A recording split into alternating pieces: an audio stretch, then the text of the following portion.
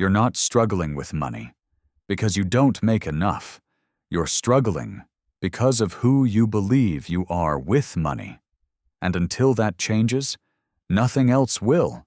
You can learn new skills. You can increase your income. You can even get lucky. But if your identity doesn't match that level, you will lose it. Not all at once, but slowly, quietly, predictably. Because at the core of your financial life is a version of you that feels familiar with struggle. If this is already hitting something deep inside you, that's not accidental. It means you're starting to see something most people never question. And if you've ever felt like you're capable of more, but keep ending up in the same place, then this channel is for you. So take a second right now, like this video, and subscribe. Not for me, but as a signal to yourself. A signal that you're ready to think differently, to see differently, to become someone different. Because the truth is, the moment you start understanding your financial identity, everything begins to change.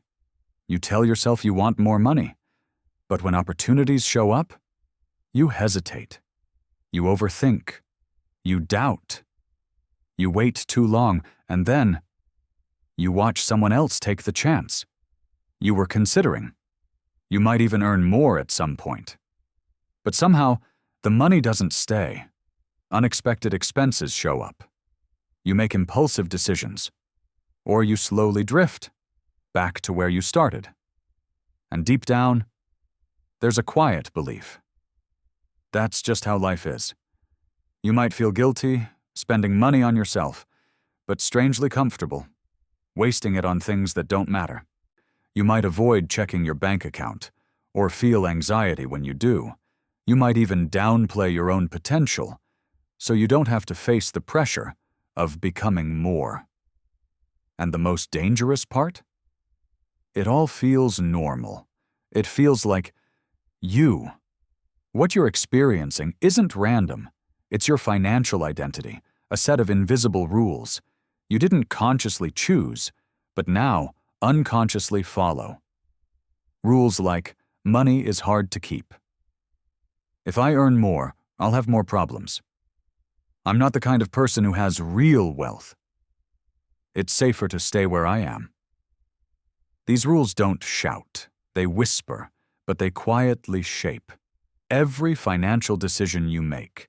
This is why you can't outperform your financial identity, because no matter what you do on the outside, your internal limits pull you back.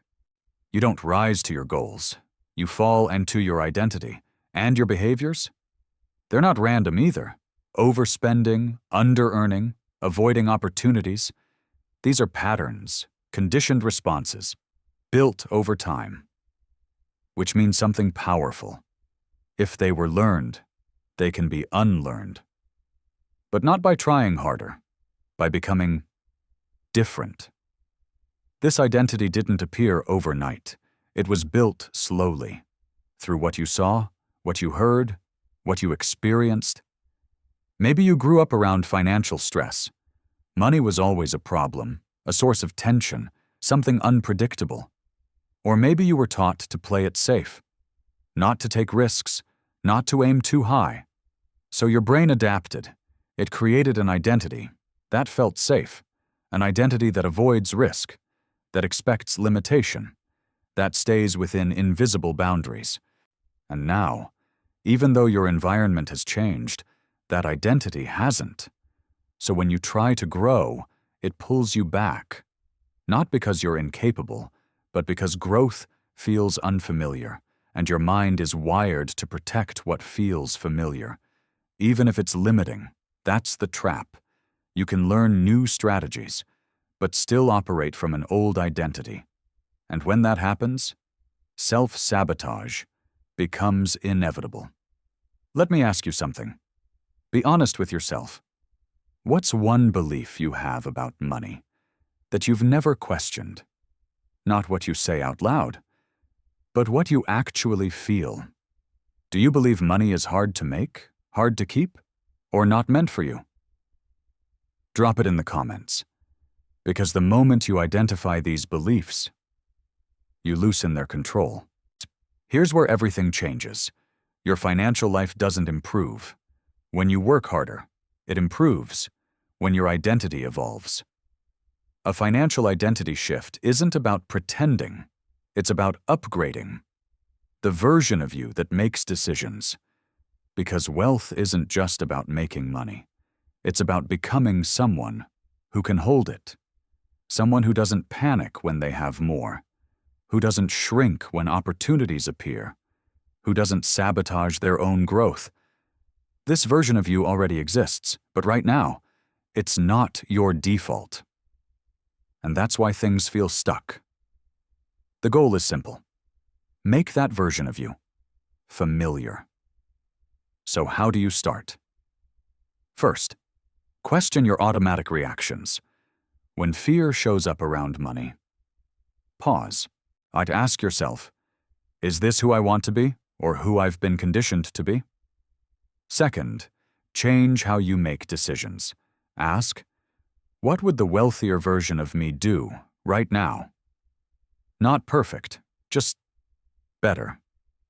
Third, get comfortable holding more money, more responsibility, more opportunity, because if you can't hold it emotionally, you won't keep it physically. And finally, stop reinforcing the old identity. Every time you say, I'm bad with money, you strengthen it. Every time you act small, you confirm it. So start acting in alignment with who you're becoming, even before it feels natural, because that's how identity shifts happen. At the end of the day, your financial reality isn't just about what you do, it's about who you are. And right now, your identity is setting the ceiling. But that ceiling isn't fixed. It was built, which means it can be rebuilt. The moment you stop seeing yourself as someone who struggles and start seeing yourself as someone who grows, everything begins to shift. Because wealth doesn't start in your bank account. It starts in your identity. If this changed the way you think, even a little, like this video and subscribe. And if you're serious about evolving your financial identity, watch the next video, because that's where the real transformation begins.